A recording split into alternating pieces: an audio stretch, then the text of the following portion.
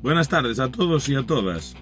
Para los que os preguntabais qué es lo que estábamos argallando después de esta última publicación que pusimos con el símbolo de la cabra Ride, pues aquí os presentamos cuál es nuestro próximo objetivo, que es este.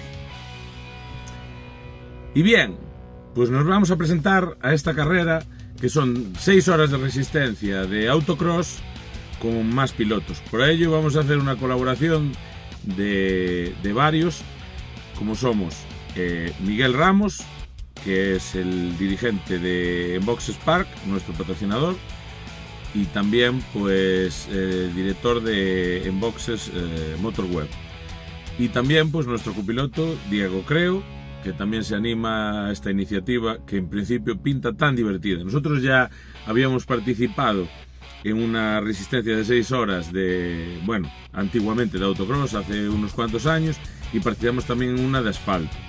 Pero en este caso volvemos otra vez a la tierra, que es por donde más nos movemos, y para ello pues vamos a utilizar este coche.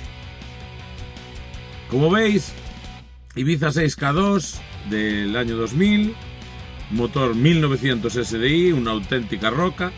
Es algo que nos da una garantía de fiabilidad, y como tampoco llevamos unas expectativas enormes de conseguir la victoria, pues llevamos la principal baza, que es intentar divertirnos, intentar terminar y volver con el coche pues lo más entero posible y con una sonrisa.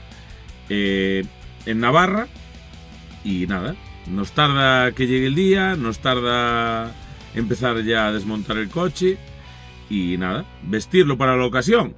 Poca modificación va a tener, simplemente cubre cárter, un baqueo, un arnés, un volante y unas ruedas de tierra, y a correr y esperar y rezar porque dure y porque nos salga todo bien. Entonces, nada más, solo esperamos vuestros ánimos.